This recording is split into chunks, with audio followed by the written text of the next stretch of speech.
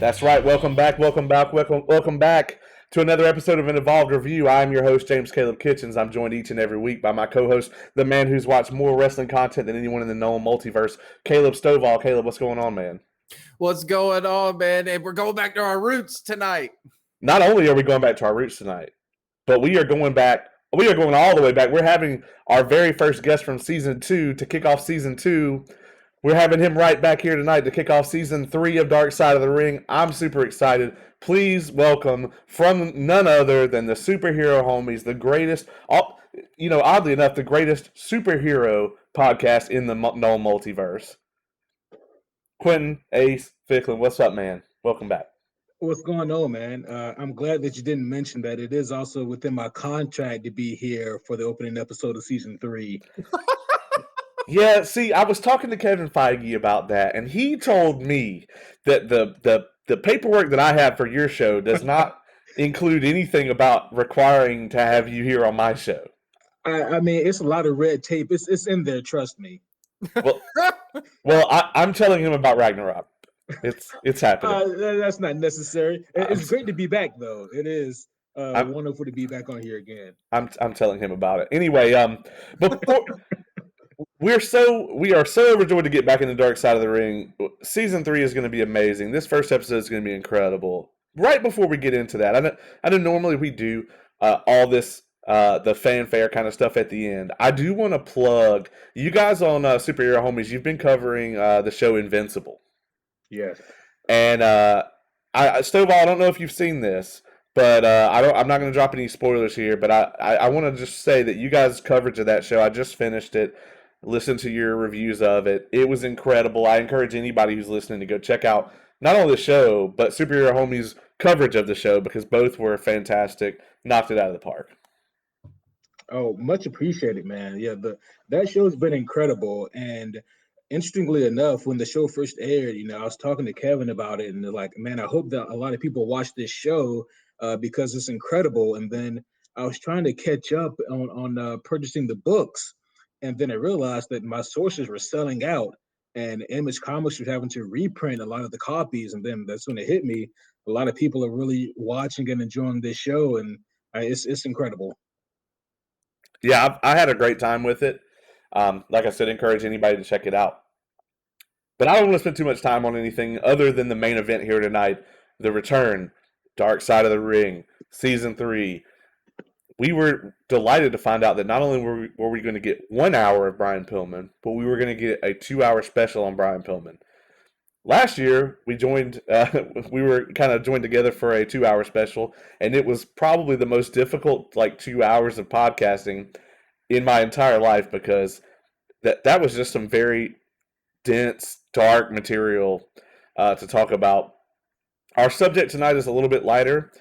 Spoilers, the part 2, the second episode that's going to air soon, is not going to be as bright, but this episode tonight about Brian Pillman was just sort of about his career, his rise to fame, and a lot of the things that were unique about him as a person and as a performer. Stovall, you and I did a prediction list last year of Dark Side of the Ring Season 3, and I think probably the thing you and I agreed on the most was that Brian Pillman would be on there.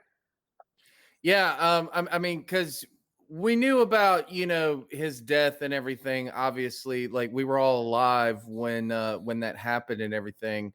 But obviously, when something like that happens, there is more to the story, and of course, we don't know that type of info. And after watching this, I had no idea. I was not prepared for how much info I found out in this documentary. It was insane. And I got to go ahead and say this right off the bat. This is probably one of the best wrestling documentaries I've ever seen in my life. Was this, and this is only part 1. Part 2 hasn't premiered yet.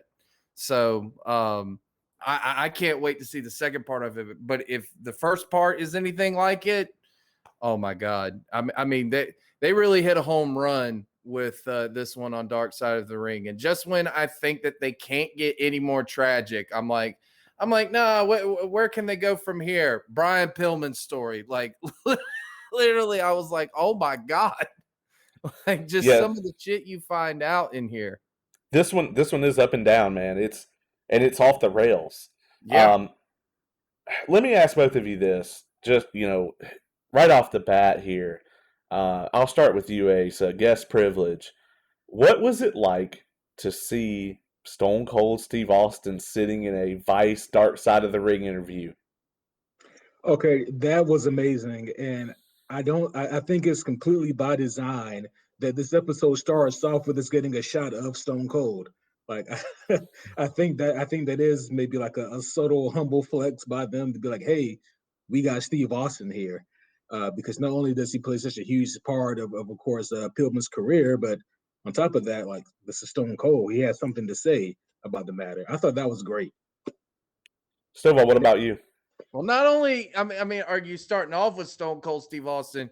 Yeah, like you're starting off in the Broken Skull Ranch. Like they're there where they filmed the Broken Skull sessions. Like that's the same room.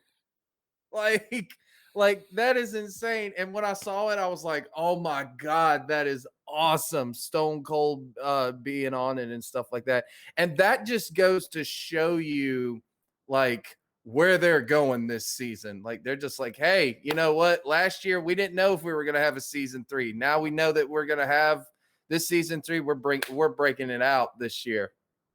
I think that's a big part of it. I think, you know, season one was sort of this very like niche sort of small thing. It was only 6 episodes.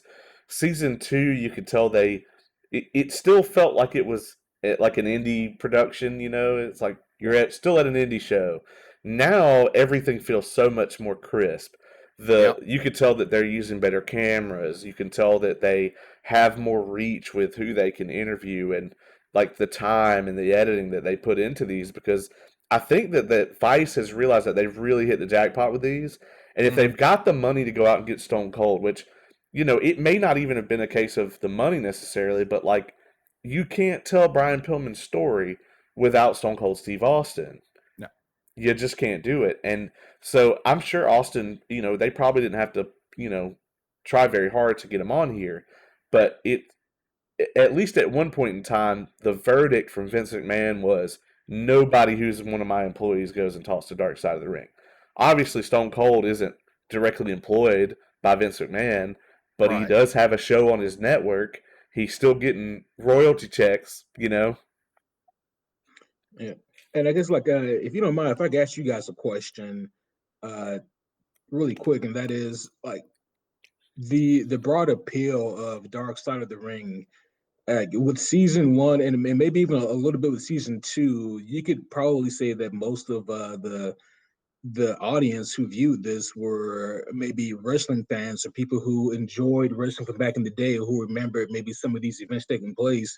But now with season three and with the huge success of season two, do you think that maybe the demographic for this show is spread out, that maybe there's non-wrestling fans who are watching this, or do you think it's still all just wrestling fans who are mostly enjoying this? Yes. Yes, 100%. Yes. I can confirm this actually. My aunt who is not a big wrestling fan or anything like that, not like me per se, but she loves watching, those murder type documentaries and stuff like that or whatnot. And she was glued to this episode of Pillman. So I mean, yes, it because you don't necessarily have to be a wrestling fan to enjoy this type of story and everything like that. Yes, it talks a lot about wrestling, but I mean, these are stories I don't want to say necessarily anyone can relate to as far as relating to it, but anyone can get into this type of story. It's fascinating. It has fascinating info and stuff like that. So yes, it appeals to just more than wrestling fans. And I think that that's the great, like, that's the genius behind the show and everything. And especially the fact of that it's on a channel like Vice, which is known for doing those types of documentaries and stuff like that. But Vice obviously has seen the value of Dark Side of the Ring because we talked about it on other podcasts, James. We talked about how they just picked up MLW, Major League Wrestling. So they're like, oh, hey, wait a minute, there's something to this wrestling. Let's actually not get something like Dark Side of the Ring, but let's actually go out and get a promotion to feature on our channel. I don't know, Ace, I don't know if you've watched Unbreakable lately, but you just derailed this conversation because I've got like a 3-tiered answer, and I'm just like, am I going to have to retitle this episode? Is Dark Side of the Ring a mainstream thing anymore or not? And then the next episode can be Pillman Part 1. I'm kind of sick tonight, guys, so I'm trying to get through it, and I'm hoping my voice can make it through this long, drawn-out thought process I have in my head right now.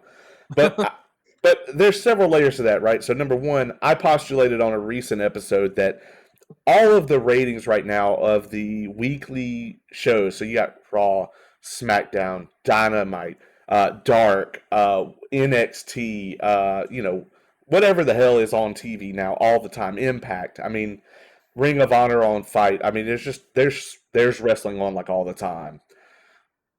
I think a lot of that crowd, a lot of that demographic is all the same people. Notice none of the shows are going head to head anymore.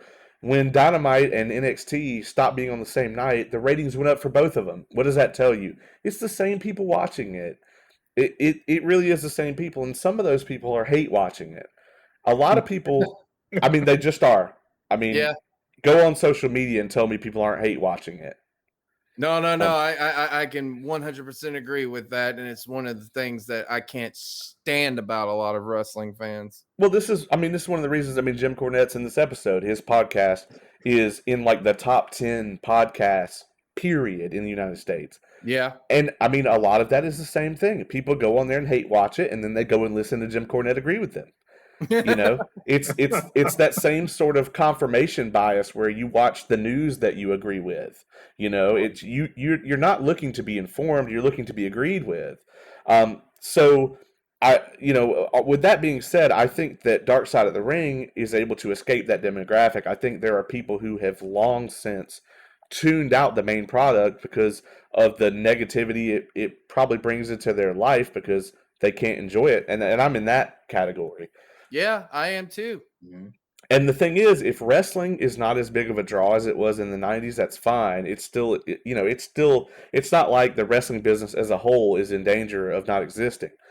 But what is the bigger draw than the actual live wrestling product on TV today, because I don't think anybody is even close to getting it right today, is wrestling subculture is now the draw. So it's no longer that I want to go and sit in a venue and be fooled into thinking that guy A is a really bad guy and guy B is a really good guy, and I want guy B to beat the bejesus out of guy A. Now it's, I want to know about everything leading up to this match. I want to know how the booker decided who was going to win. I want to know, where does this guy travel from? Who was he trained by? What kind of struggles did he go through to get here? What's his career trajectory look like after this? There's so many layers to it. But I to answer the question, I think the wrestling subculture now is the draw, and I do think that sort of like how the Bellas drew people in with Total Divas, for my third point here, this is the same thing. You have a show about wrestling culture, and it is interesting, whereas the stuff on Dark Side of the Ring is not a work. Yeah. It's reality. It's the most reality TV you can get. It's too real sometimes. Yeah. Yeah. What's the crazy or the most interesting thing that you said, there was also the fact that a lot of what you said can directly be applied to some of the things that Brian Pillman does. So I don't know if you did it on purpose or not, but that it all kind of wraps its way back around. Yeah, we'll say I completely did it on purpose. And to sort of swerve our train back onto the tracks here, because I think we could talk about, we could do a panel, I think, on that episode. Let me see if Dragon Con is booked up this year. Maybe they'll have us come down there and do a panel about this. Oh yeah. Hell yeah.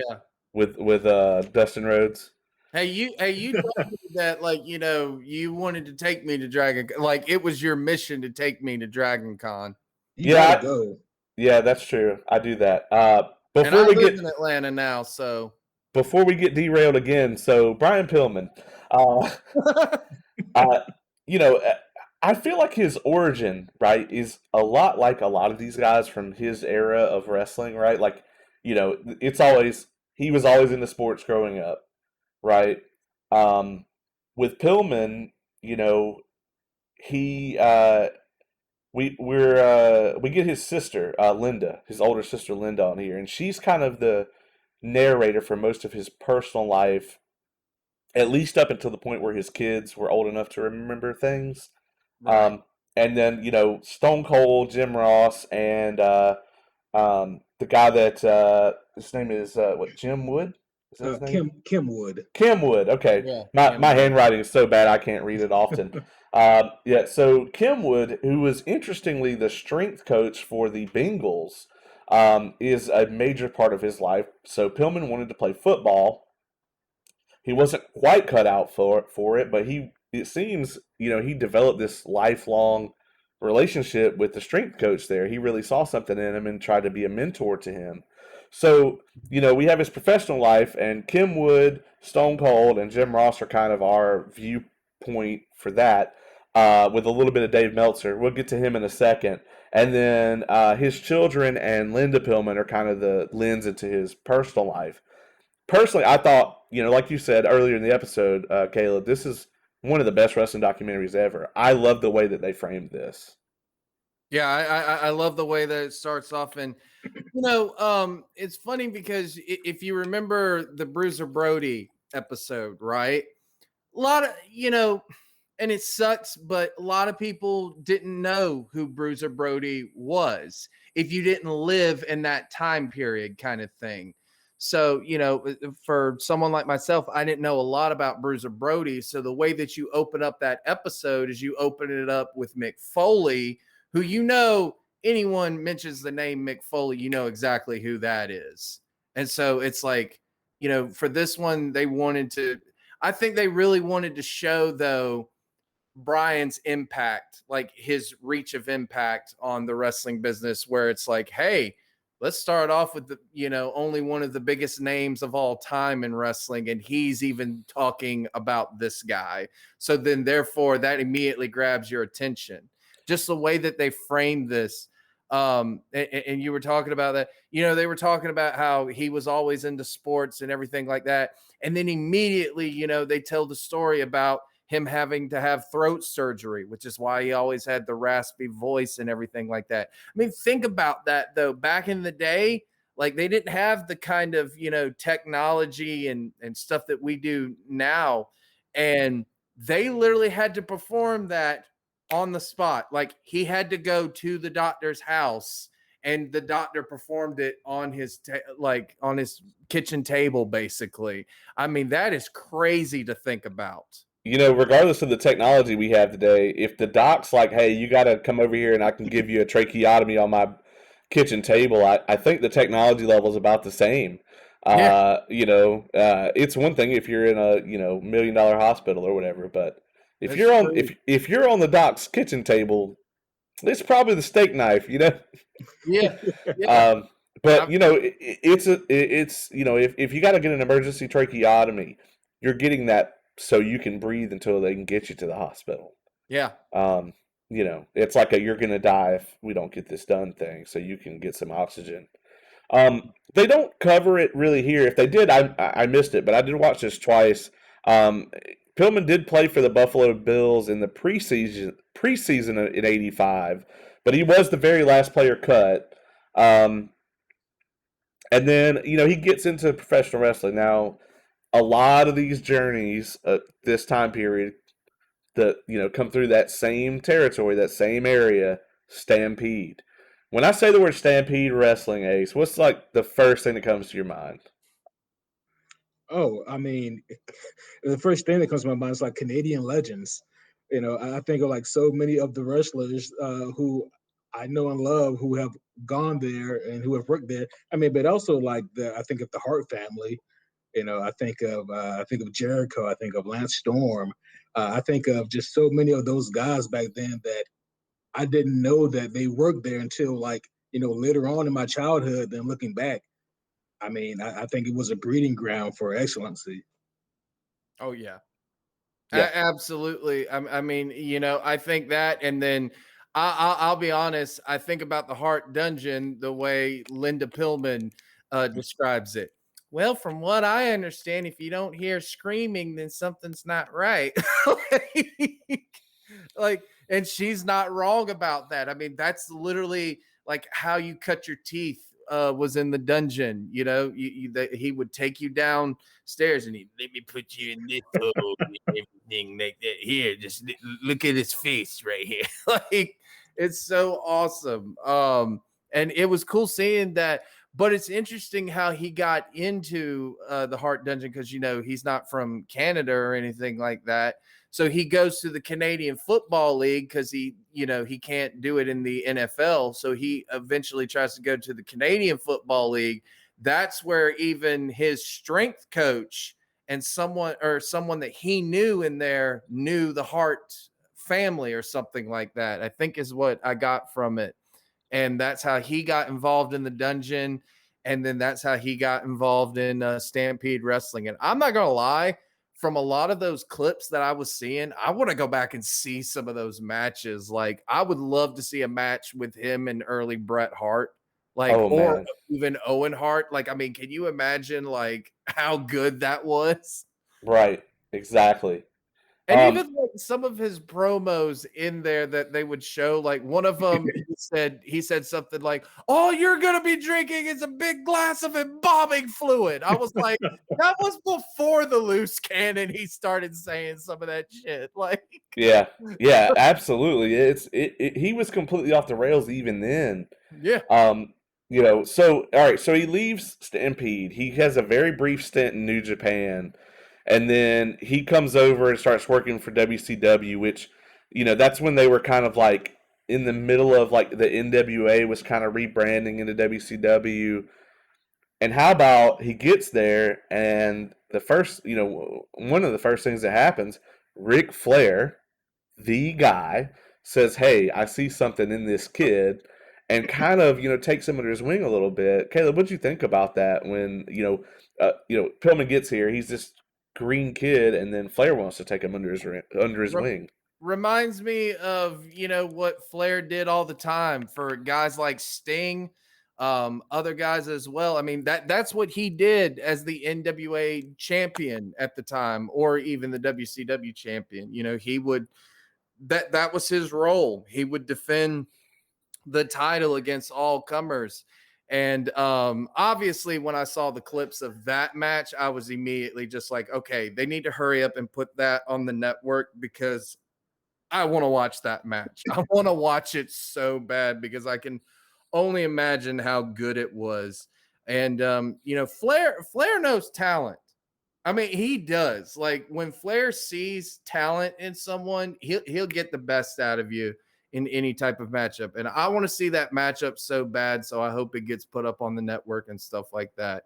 But that was awesome. And then again, that just is going to show you like how much impact this guy's already having in the wrestling business. You start off in the dungeon, the legendary dungeon. You go through Canadian Stampede, Stampede Wrestling, which is a very highly, touted promotion and stuff like that. And then you go to WCW and you have a match with Ric Flair. Immediately in the wrestling world, people go, all right, that's a guy to watch. Yeah, when I saw that clip, and the thing that you said, Caleb, was that Ric Flair has an eye for talent. I'm like, that is true. Ric Flair also has an eye for drinking buddies and people who he can party with and who can keep up with him. And I think that also played like a secondary part as to why he probably wanted Pillman, under his wing. But I mean, I think that it is clear that Flair definitely saw something in Pillman. Was like, yeah, this guy has something. Like he's good. And also, you think about it at that time, relatively speaking, Pillman would have still been considered pretty green, even though he's in the ring with Ric Flair. But just think about how many guys in the back would have loved or would have been envious of Pillman to be in that position. Yeah, Mm-hmm. and I mean it's this is another topic too, but if you think about how many stars Ric Flair made while still being the champion versus like how many stars did Hogan make? Um, Argument could be made for Bill Goldberg, but I mean if you want to look at it, for the most part, it's really like with Hogan, you have like a long list of very talented people that were struggling to do anything they could do to get out of his shadow and get some light on them. And then with Flair, you have Flair like directly beaming the limelight on people. And Yeah. you either held up and became somebody, or you found out that this business wasn't for you. And that's I mean, that's kind of what happened with a lot of people. Pillman was an example of somebody who shined a lot. Unfortunately, we all know that WCW politics during this era were, let's just look at it, pretty much worst case scenario. Um, so we got WCW, and WCW creative at the time, which includes Jim Ross, as he admits, they've got nothing, and this is ludicrous to think about now. Creative has nothing for Stone Cold Steve Austin, not yet Stone Cold Steve Austin, but Steve Austin, the biggest draw in the history of the wrestling business, and they have nothing for Flying Brian Pillman.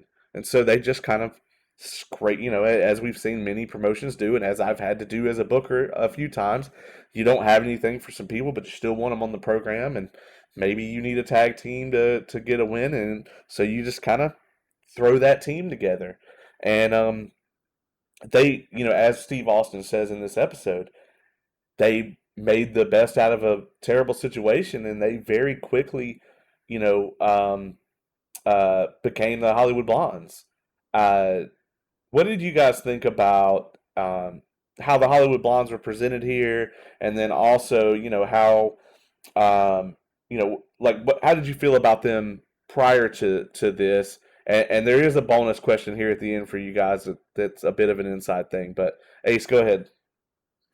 Yeah, no. So uh, my exposure to the Hollywood Blondes was pretty much only what I had seen in like a few other wrestling DVDs from back in the day. Because I was never much of a WW kid, I was always a WWF kid growing up. And so my exposure to them as the tag team was pretty much internet clips and a few matches from old DVDs. Now, seeing them here in this documentary did shed some more light on this for me, because me not being that familiar with them as a tag team and seeing just like how much emphasis and how much effort they put into making this into something. I mean, learning that they weren't even really given a name to work with, but also learning that out of the two of them, Pillman is the one who came up with a lot of the stuff for the gimmick. He came up with the name, or he came with the idea to use that name. He came up with the idea for the trunks and the gold chains and the gaudiness of it all. Like, I thought that was pretty incredible. And of course, Steve Austin has the wherewithal, the charisma to to carry that gimmick, and they got each other over. But I thought it was incredible to see how they organically made something when they were really giving nothing. Yeah, and it doesn't help the fact of at that time they even mentioned this, in the documentary.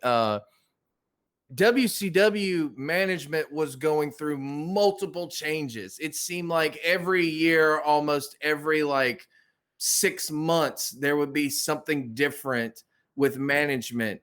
So every time, Pillman would get that push going on a little bit and stuff like that, start to get into that main event spotlight, he would immediately get pushed right back down because the brand new person coming in didn't know what to do with them. And then the people that were already working there still didn't know what to do with them. So he was just caught between a rock and a hard place.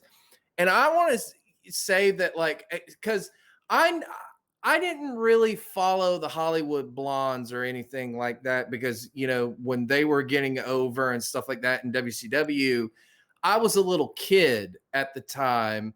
And I didn't really know, like, I knew about wrestling, but not like that kind of thing. Like I wasn't fully invested into wrestling because I want to say it was around 94 and 95 is when I started to get fully invested in wrestling and stuff like that. But I want to say that when Steve Austin talks about the Hollywood Blondes and he talks about, you know, his relationship with Brian Pillman, I bet you that half of the stuff he came up with the Stone Cold character was because he had this experience with the Hollywood Blondes. If he hadn't had this experience with Brian Pillman, you know, Brian Pillman helping come up with the name, coming up with the look and stuff like that. Well, Steve Austin, I guarantee you, was learning from that and took from that and was like, okay, this is how I get Stone Cold over, kind of thing. And I guarantee you he credits Brian Pillman for that. He might not say it, but I guarantee you he feels that way. It sure as hell wasn't the people that came up with Chili McFreeze and Fang Well, McFrost this is very true. and Otto Von Dangerous or whatever the hell his other name was. But here's the thing. What I liked that his son in the documentary, Brian Pillman Jr., what I like that he said in this was what I always kind of think when people are just, you know, when they talk about them now in documentaries, like a heel tag team like the Hollywood Blondes, you know, everyone's just like, oh, yeah, I love the Hollywood Blondes. They're so good. And they're talking about it from like, yeah, I guess that wrestling fan perspective. But Pillman Jr. was just like, I mean, everyone says that they like him now because they respect him, but back then everyone hated the Blondes. Like they didn't actually like them, but they, you know, they were that tag team that you love to hate. They were a classic heel tag team, and the two of them, you could see the chemistry between the two. And I'll be honest, I really loved that rivalry from what I've seen of it, and I haven't seen all of it, but I have seen that match on Clash of the Champions with Ric Flair, Arn Anderson versus the Hollywood Blondes. A lot of that stuff that they did, I mean, that was just TV gold. Like, it was ahead of its time.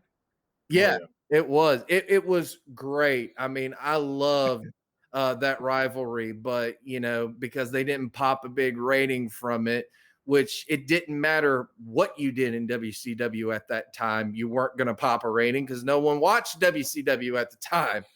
I think too, if the Hollywood Blondes, this iteration of them didn't exist, you know, I think that there was heavily the Motor City Machine Guns were heavily influenced by this team. Oh yeah, if you look at their early work with the rolling the cameras and stuff like that, a lot of that was like directly derived from this. Absolutely, but probably some of the Young Bucks as well. Yeah, definitely. So here's a quick Southeast indie wrestling trivia question. I'm either going to stump you guys with this, or you're going to get it immediately. But what indie wrestler that we know actually used their entrance theme? Was it Chris Wiggins? Yes, Devin Wright. Yeah. And when I hear that music, I associate it with him before I associate it with the Hollywood Blondes. So good job. He's actually he was on season 1 Dark Side of the Ring for Bret Hart, and he's going to be returning for a season 3 episode. So keep an eye out for that.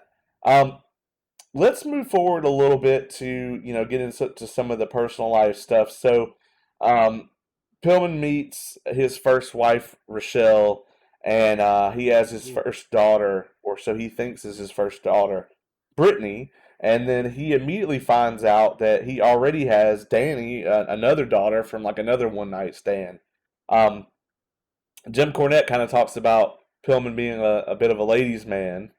What did you guys think about this? I mean, it kind of frames his personal life as being just as kind of out there and off the cuff as his wrestling character. Stovall, what do you think about it? Well, first of all, we were talking about the way that this episode, was framed from start to finish and stuff like that.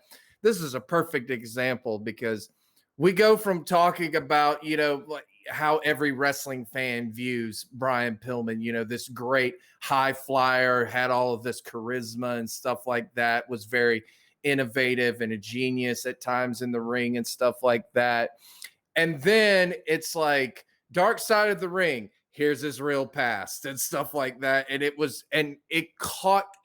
catches me off guard so badly, like when they talked about Rochelle, because I remembered in his documentary from WWE that he had a first marriage, but they didn't really go into it or anything. And then, they talked about Melanie and stuff like that. But here they actually mention Rochelle and his other daughter, who, by the way, Brittany Pillman is absolutely gorgeous. I mean, she is so attractive in this and stuff like that. I just had to put that out there. But they're gonna have to have you over on Ace's podcast. But yeah, it was great seeing all that. And it did show that, like, yeah, his personal life was really out there, just like his wrestling character. And his character is not really even that far out there, which is the scary part. But I think that, like, the thing that got me was literally, oh, he had all of this potential. And then where are we going to go with Dark Side of the Ring? Oh, the groundskeeper breaks in and stabs Rochelle with an ice pick. And I was just like, what? Like, that took a turn that I did not see coming. Like, even in the frame of Dark Side of the Ring, it's like, yeah, the groundskeeper came in there and stabbed her in the face with an ice pick. That'll mess you up. And then they just cut from it, like they just move on to the next thing. I was like, damn, man, I guess after 2 seasons we should be ready for this, but I know. Not even mass transit could take us from one topic to another like that. I know, like, it was just like when I was watching it, I just went, whoa. Like, it was like watching a horror movie. Like it was literally like, oh, the horror movie's going so great. Boom. Like, first death and stuff like that. Like, but it was really well done. Like, it just, everything about this from start to finish was just so well done, in my opinion. I think the people that were conducting these interviews are probably going to need therapy. Yeah. Absolutely. Like the whole like mini story within the story of the groundskeeper attacking Rochelle with the ice pick, that came out of nowhere, probably similar to how the groundskeeper came out of nowhere with the ice pick. So maybe it's just keeping itself on brand. I don't know. But like, it was like before we got to that part though, everything that they had, said about Pillman's personal life and about, maybe his infidelity and how he was with the ladies. Not that I'm condoning any of it, but a lot of that is very par for the course for a lot of the boys back in those days. You know, if you look back to like like of course, like the 70s and the 80s and the early 90s, there's kind of a lot of that stuff going on. And so I was like, well, it is what it is, and that's kind of I don't want to say par for the course, but something that we've seen before with other guys. And then you see that there was children born from one night stands, and then you see the thing with the groundskeeper, and I was like, is this the same documentary? Like maybe. Well, it's also interesting. I was going to bring up this point earlier, that it's like, when it comes to the wrestling part, you have all of the wrestling personalities, Jim Ross, JR, Steve Austin, and all that. They're talking specifically about his career, his in-ring career and stuff like that. And then his personal life, is talked about by his family and his strength and conditioning coach and stuff like that and all that. So you've got multiple sides going on here, like you've almost got the tale of two sides talking about, two different things and stuff like that. And it's also showing, which, like I'm not trying to condone it or anything myself, but it's showing that human side. Like, that's what Dark Side of the Ring, really is known for. It explores, like, hey, this is how everyone sees him as the in-ring career person and stuff like that. Where does that stop? Like, where does that stop outside of his in his personal life and stuff like that. And you're kind of seeing where it starts to blend, kind of thing. Yeah. And it's interesting, we talk about two sides of the same coin. On your point, Ace, for one, the wrestling industry, historically and currently, it's not really built for maintaining solid relationships outside of the business. Yeah. It's just not, because number one, you're spending all of your time either traveling, not good for a relationship, or you're spending the rest of that time keeping your body in prime condition for people to think that you are athletic and attractive. So not only are you jacking your testosterone up through the roof and your sex appeal, but you're also on the road all the time. And self-medicating. And a lot of them are doing that as well. Hopefully less now, and more safely, those that are. But back then it was just completely off the rails, as we'll find out in a later episode. Yeah. Yeah, I mean, Pillman kind of had this second life in Atlanta basically for a while, where he's like, kind of still like leading Rochelle along and just like cheating on her and stuff. And we bring Melanie into the picture. This is where this episode goes off the rails, folks. I'm going to tell you now. Within 20 seconds of her being on the screen, I was like, I do not like this person. So my thing about that, just really quick, is that like, because I do love a good documentary. I watch a lot of documentaries, but like most documentaries are framed to, if they're not framed to paint a certain narrative, they are framed so that you maybe get a certain idea of a certain perspective. And it's like, this almost seemed like it was framed that maybe it needed a villain, or in my mind, this needed a villain, and Melanie was that villain, quote unquote, to kind of fill that role. Like, I'm sure that she did a lot of really terrible, god awful, shitty things, as she admitted to here, that were just, you just don't do. But I do wonder, like, man, how much of this is her being an awful person? How much of it is, this is 45 minutes. We have to, do this thing, and however it's framed, this is however it's framed. I mean, she's going to be in the second part too, I imagine. Yeah. But it's madness to think like, it's either one way or the other, right? Like either this documentary is framed so that this story has a villain, or this story has a villain. I mean, I'm just I don't want to go too far into it, because I've met Pillman Jr.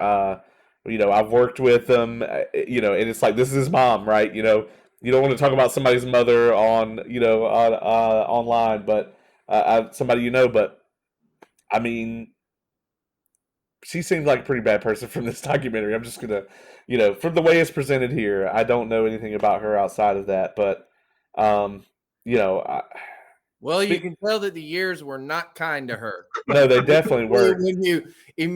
When she showed up and it was funny because they just started talking about her. And then I thought, oh, well, I guess they couldn't get her in this documentary. And then all of a sudden she shows up, and I went, maybe she shouldn't have done this documentary. Yeah. I mean, you talk about like his like partying lifestyle or whatever. I mean, I'll tell you right now, he definitely passed that on. Oh, Pillman Jr. can go, like, in the ring and in the club. Flair would be proud. The night that he came down to Thompson, he was on a flight that got delayed several times. I remember that. He had to get dressed in the Uber. He got to the building 15 minutes before his match was supposed to start. No fault to him at all. He was a consummate professional the whole time. It was just there was bad weather and there was flight delays. Yeah.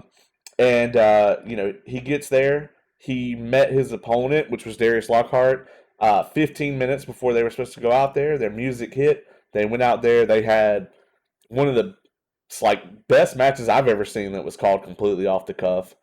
And then after that, he went out and partied all night, literally 100% all night to dawn, got some breakfast, and then got a ride to Columbia and got on a plane and went to the next booking.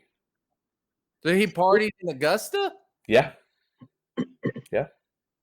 Damn, did he go like downtown or something like that? I wasn't there. Oh, okay. I wasn't there. I learned a long time ago not to go out and party with the talent. I don't do that. I'm too old for that. Trust me. You know, you very quickly go from the person that you're like, if I go out with that person, we're going to be out all night, to the I don't want to go out with that person because if so, we're going to be out all night. It's a very slippery slope. One day you are that guy, and the next day you don't want to party with that guy.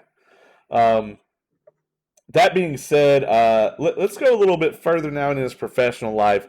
Let's talk about him and the encounter with Bischoff, right? Because if the encounter with Bischoff is to be believed, Bischoff says, now I'll frame this right off the rip. I'm a huge Eric Bischoff fan, right? If there's anybody in the upper echelons, the Hall of Fame level of wrestling that is an inspiration for me, it's him. I don't believe him. I think Pillman worked him. Caleb, what do you think about that situation? I have, well, I'm a huge Eric Bischoff fan as well, and I listen to religiously 83 Weeks, and he has talked about this story, and even when I heard about this story, this is still one of those times where it's just like, Bischoff, I love you, but you are full of shit in this, like, in this instance. Like, you can see it. It doesn't make any sense. Like when Jim Cornette throws up his hands after describing it, like he just goes, that was like what I will, like when I heard that story, I went, yeah, that's kind of where I'm at with this. Like, it just, if he did work Bischoff like that, then he's probably one of the smartest like people in wrestling of all time. It's one of the basically. It's one of the greatest works of all time. I think it is. And Cornette even says, and Cornette is the historian of wrestling to me. Cornette even says, I don't know if anybody else has ever done that. Yeah, and here's the thing. I love which Jim Cornette, talks about his friendship with Brian Pillman and stuff like that. I mean, he even said that when he watched the premiere of this, that he had to leave the room. Because it was too hard for him and stuff like that. But it's interesting that he likes Pillman so much, because Pillman does a lot of the things that you're not supposed to do in wrestling, but he approves that. Yeah. And, when I think about like the whole Eric Bischoff deal, like, was Eric in on it or wasn't he? Did he get worked?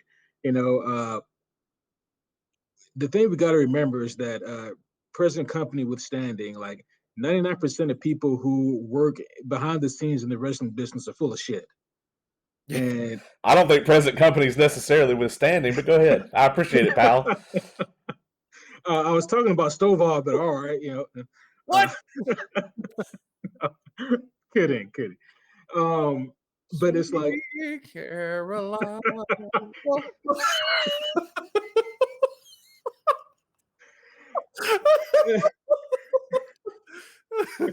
As I was saying, but I think that Eric Bischoff, he's always struck me as the type of person who, along the lines of Paul Heyman, could tell me a tall tale with all the details in it and none of it be true. The more I think about the ordeal, the more I think that, I think that Bischoff got worked, because the more you look at the finer details of what happened, it's like, it doesn't really benefit you that much, Bischoff, to go along with this idea if you were in on it. Like, it's more logical that he just got worked by Pillman. That was even what Conrad Thompson said on 83 Weeks when he was interviewing him about it. He even said to Bischoff, he was like, Eric, do you not realize like how stupid this sounds off of you? Like, this just doesn't make any sense. Like, Yeah, it's bad.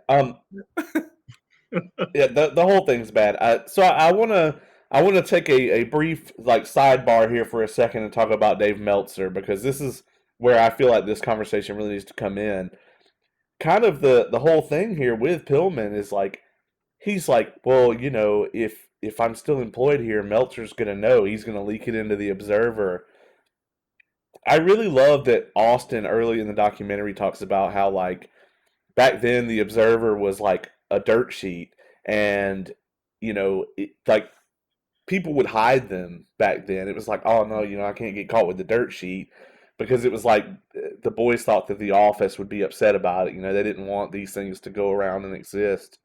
Um, and then, of course, it turns out that everybody's got them. And, of course, this is completely absurd today when there's tons of websites everywhere. But back then, you had to have the actual, like, magazines. yeah.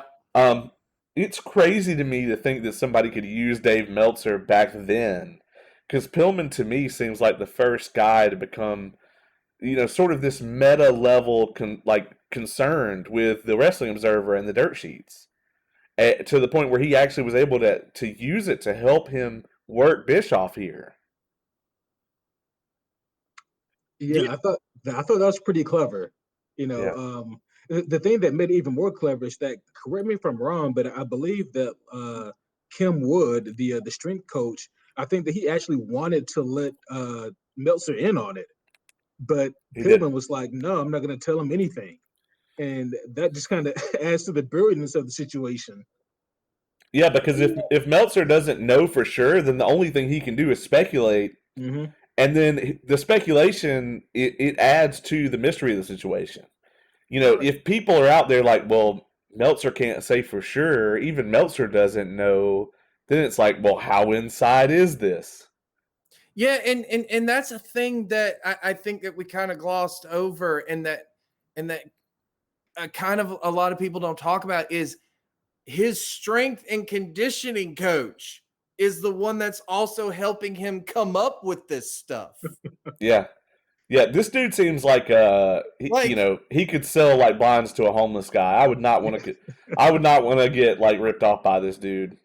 yeah, like, it just as he's talking, I'm sitting there just like, this guy is not in the wrestling business. How does he know how to do all of this? Like, He's in the business. He's in the business of business. yes, he is. Like, He's a smart businessman, very spry businessman, and you can pick that up very easily from this documentary. yeah. I mean, it was crazy. Like, because I had no idea about the guy. I was like, wow, I didn't know Brian Pillman like actually like talked to this guy like this. Like, Yeah. Yeah. He also has very strong feelings about Vince McMahon, oh and God, and that caught me by surprise because I was like, how much he could Vince have with this guy when Vince probably doesn't even know this guy exists. Yeah, I mean, I guarantee he knows now, because Oh he watches this stuff. It gets back to him. It does. yeah. So moving forward. So in '94, he goes to ECW. Well, he went to ECW '94 as part of a talent exchange. When we're talking about when he actually leaves and goes back to ECW is '96. This is when yeah, he works Bischoff into releasing him. Um, this stuff was absolutely brilliant. yes. Um, I mean, I want to go back and watch his work with New Jack. I mean, the guy is just completely off the rails here. I mean, this is where, I mean, it was the loose cannon before, but you can't be a loose cannon but so far on WCW at this point in time. On ECW, you can be as loose of a damn cannon as you want to be. Yeah. I Well, mean, spoiler alert, he doesn't actually get to work with New I Jack. know, But and it sucks.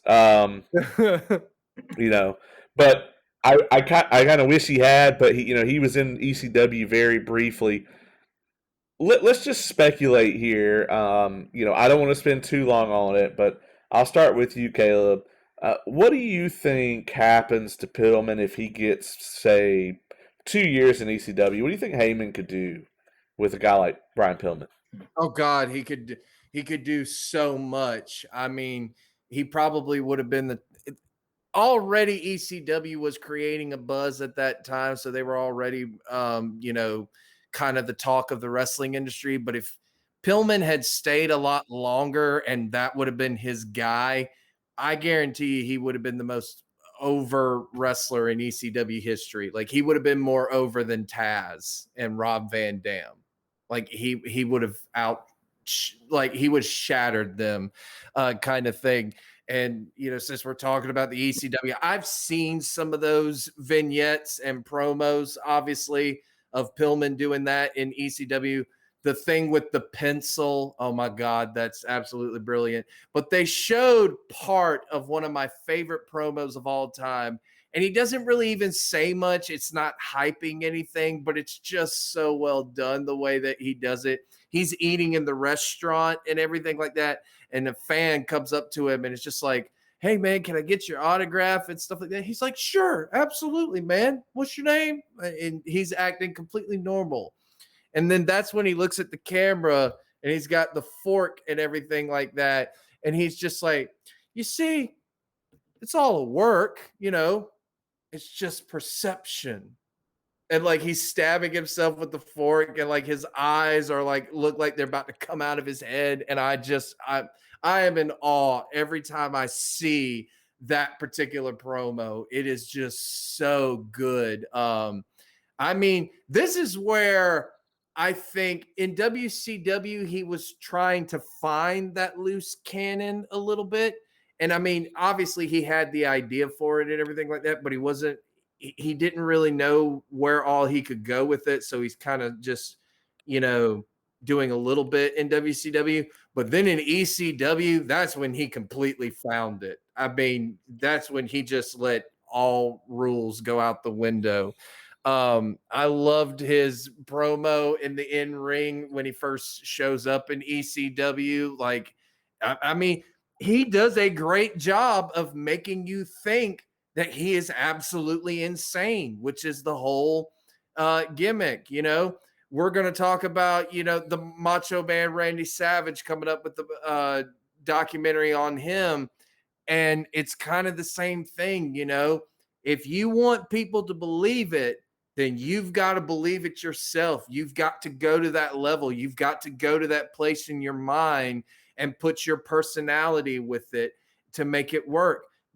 And that's what they say, that's Brian Pillman. He is a loose cannon.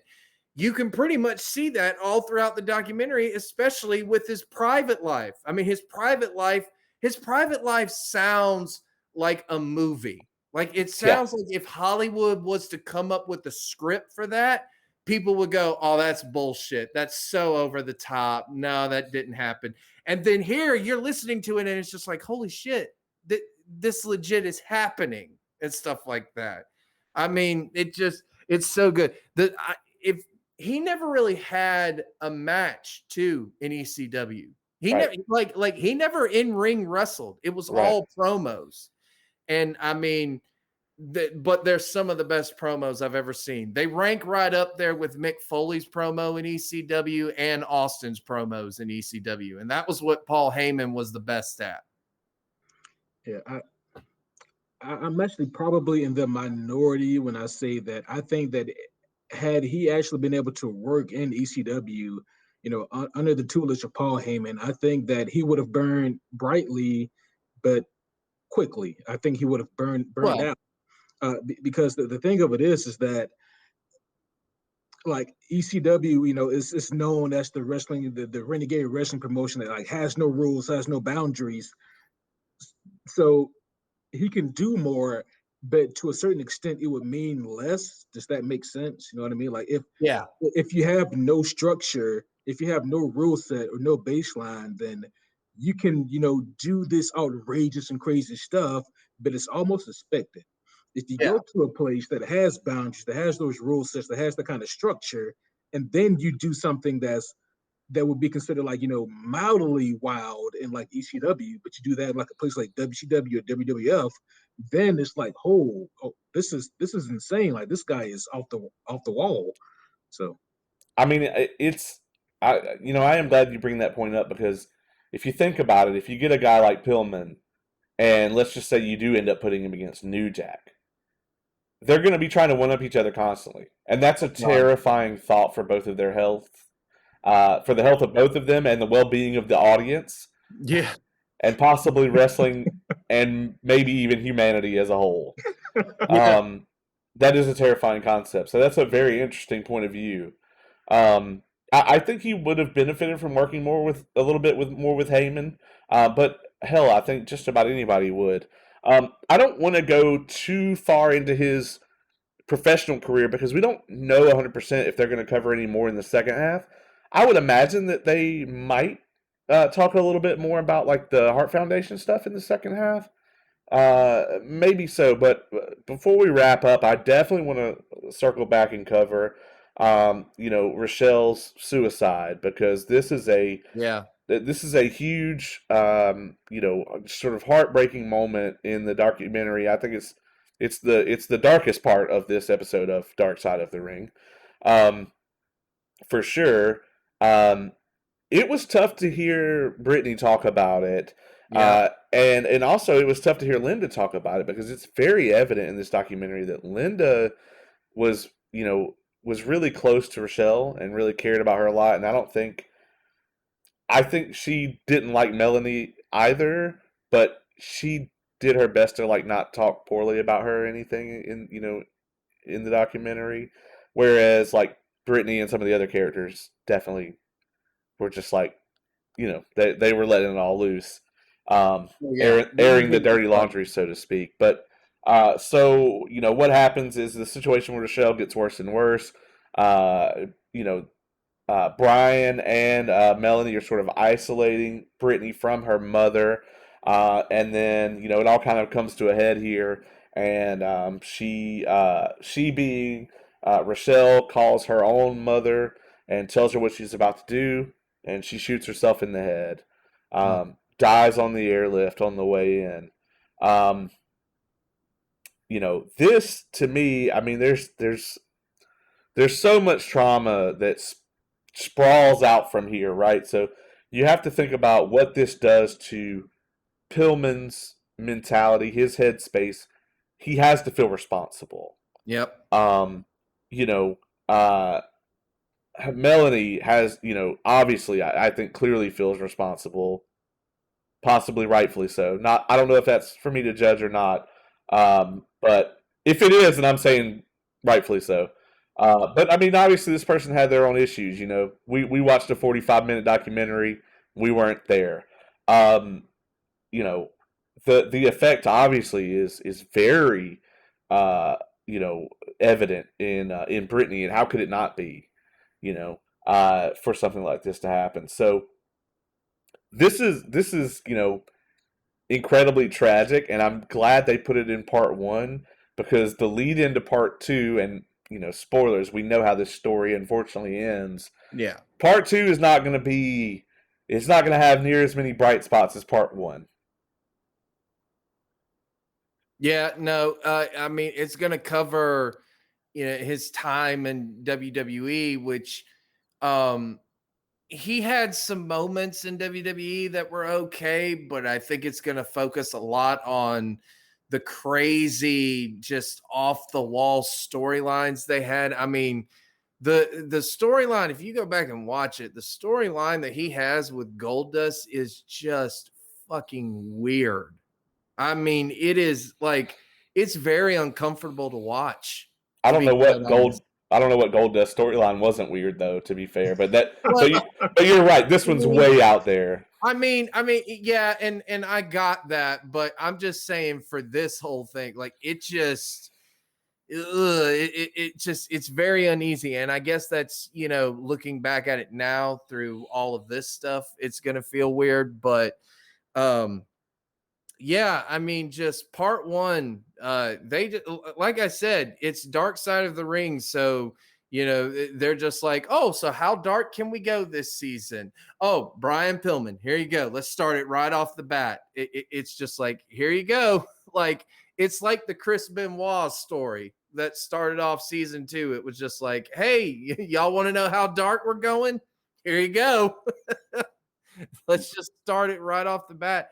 I mean, and again, it's one of the things that they do with Dark Side of the Ring, from what I've seen with interviews of the producers of the show and everything like that, is that, if you look at this, and let's just say you didn't know anything about Brian Pillman, like you didn't know about his wrestling career, and all you knew was that family stuff that you just heard. Well, you would think this guy is a terrible human being, would you not? Yeah, possibly. If he didn't have the wrestling part of it, right? Everyone reveres him for his wrestling, his in-ring stuff, and everything like that. But if that's all you knew about him, or if you didn't know that and you just saw the family stuff, well, then, like I said, I think you would think this guy is a terrible person. So it's kind of showing both sides to him, and they're not saying that he is a bad guy or that this person's a bad guy. I mean, they can frame kind of like Melanie is the bad guy of this story, but they're not really even necessarily saying that she's a bad guy. It's mostly just saying, this is the story, decide for yourself, kind of thing. I think it is also important to note that, like, even if you do just look at the personal side of Pillman's life, they do mention several times that he was a really loving father. Like, he Yeah. really and truly loved his kids. And I think that is an important thing to remember, because even though he did some things that are at best questionable in his personal life, one thing he did, I think that we can all agree is a really great stand-up thing, is he tried his best to take care of his kids. I mean, the whole thing about him doing this big negotiation tactic, at the end of the day, he was trying to provide for his family. So I do think that, I'm not saying that it was all for his family, but a lot of what he did was centered around taking care of his kids. Yeah, and Yeah. that is important. We could definitely spin off this whole thing about like the societal pressure or whatever that in the United States, where like we're constantly pressured to be in these like monogamous relationships and shit. But we're not gonna. We're already over an hour. We're not going off onto that. That being said, I do think that you make an interesting point as far as if you're just looking at the personal life, like he was an excellent father, and I think that Rochelle's suicide probably did weigh heavily on him. Yeah. He even if it didn't weigh heavily on him to begin with, he definitely saw how it impacted his daughter. You just take that out of it entirely. I mean, you look at that situation, and he definitely knows how it impacted her. And she doesn't talk about him the way that she talks about Melanie. No, Or, not at all. Not at all. That's her dad. yeah. Yeah. So, I mean, so it's, she says that she has some resentment towards him, but not enough to, completely hate him for the rest of her life, kind of thing. Whereas Melanie, she has not one kind of thing to say about her. Like, right. just nothing. And, Brian Pillman Jr. as well. I mean, he doesn't hold any resentment towards his father or anything like that, nor his mother, nor that side of the family, kind of thing, Yeah, I mean, that's, if there is anything there, they definitely didn't mention it. I definitely think that we're going to see some, more depth to kind of the family drama side of it in part 2. This very Just kind of in the nature of how part 2 is very likely to unfold. I think it is interesting that they're opening and closing with sort of what I would assume are the most tragic, episodes this season. They did the same thing season 2. They opened with the Chris Benoit 2 episodes, which that may be the darkest thing that's ever happened in the wrestling industry ever. Very likely is. And then they ended with Owen Hart, which is right there with it. Mm-hmm. And so this season it's like, they're opening with Pillman, and then I think we're going to get more episodes that are along the lines of the New Jack episode, where it's like, maybe this isn't terrible, like from a tragic standpoint, but it's more of a this is completely outrageous Yeah. type of standpoint. Like the UCW episode. But then you go into like the end of this season is going to be Chris Canyon, and we know how that went. So they're going to end it on a very dark note too. But they know what they're doing, obviously, because this is like the hottest thing in wrestling right now. It's Dark Side of the Ring. Everybody wants to talk about it. We're an hour and 10 minutes. I think this is a good place to cap off part one. Caleb, thanks for joining me here each and every week and bringing your wealth of knowledge from the wrestling industry and having seen like everything on Peacock from WWE Network. To Fight, to YouTube, to Impact Plus. Yeah.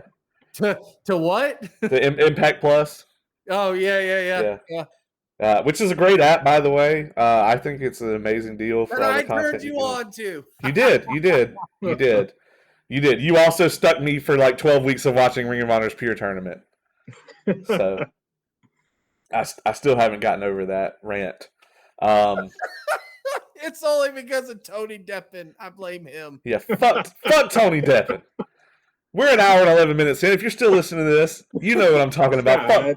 Fuck Tony Deppen. If you listen to this, fuck you, Tony. Watch, he's going to listen to this, and he's just going to cut this out and, like, just play it, and every time I go to book somebody, they're just going to send me the link. They're going to be like, fuck off, and they're just going to send me this link. That being said, Ace, brother, thank you for joining us here for the review. I encourage everybody all the time, whether you're here or not, to go and check out Superhero Homies. It has kept me entertained on many a long drive across the state or even further and beyond state lines. Anything coming up that you want to pitch to us or give us a little sneak preview of? Oh yes. So we do have a lot of things in the pipe where we're going to be wrapping up our entire review of the Injustice series. So for those of you who play the video games and want to know more about the story of Injustice, we're going to be doing our wrap up on that and what leads up to those events. But probably the biggest episode we have coming up is going to be our preview episode of the Loki TV show. So what is the Time Variance Authority? What role does Loki play in the comic books that's akin to the TV show? Who is Owen Wilson playing? We're going to be discussing all of that in an upcoming episode. Hell yeah. Yeah, I can't wait to check that out. I know you guys have a bunch of awesome Patreon content. Yes. I think if anybody's listening to this podcast or watching it on Facebook or YouTube, they probably already know where they can find you. But if they don't, you should let everybody know where they can find your stuff. Yes, you can find the Superhero Homies podcast wherever you find any podcast. We're on Spotify, Google Play, Apple Podcasts, iHeartRadio. We're literally wherever podcasts are. And also, if you guys can check out our Patreon content, go to patreon.com/superhero homies. That way you guys can get all of our content that is non-superhero related, such as new movies. This month we're going to be doing a lot of video games, such as Resident Evil, Biomutant, Mass Effect Legendary Edition. We'll also be doing other movies like A Quiet Place Part 2 and others we have coming down the pipeline. We just recently did Mortal Kombat, and Caleb really loved that one. So definitely check out our Patreon page. That is awesome.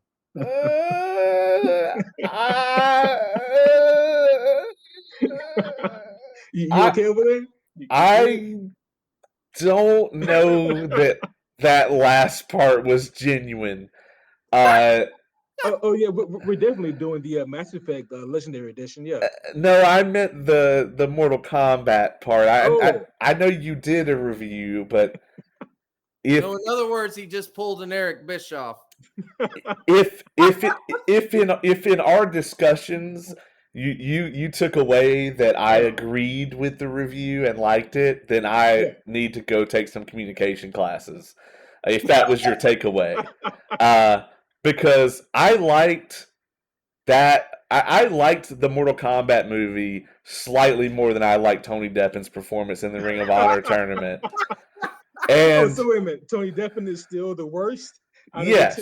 Yeah, like Like, okay, so you have Mortal Kombat, which is a movie about a tournament that doesn't have a tournament in it, and then you have the Ring of Honor Pure Tournament, which is a wrestling show about a tournament that did feature a tournament, and Tony Deppen is still worse.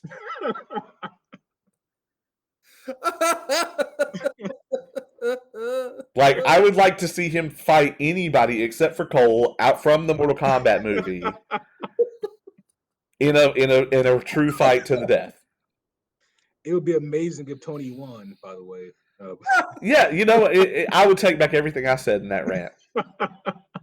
If he beat, like, even if he beat, the Kirkland Liu Kang from that movie, I'd still be impressed because he's a firebender. But anyway, I think we have gone way off the rails now. This has been so fun, guys. Thank you for joining me for this. Thank you for everybody listening. And as always, you can find us on Facebook. You can find us on YouTube. You can find us anywhere that your audio podcasts are served. If there's anywhere that you listen to your audio podcast and you cannot find an involved review there, let us know. Drop us a line on Facebook. Or if you have any suggestions for future topics or anything like that, questions, concerns, anything, hit us up. We'll be happy to respond on air. Otherwise, this has been an Involved Review.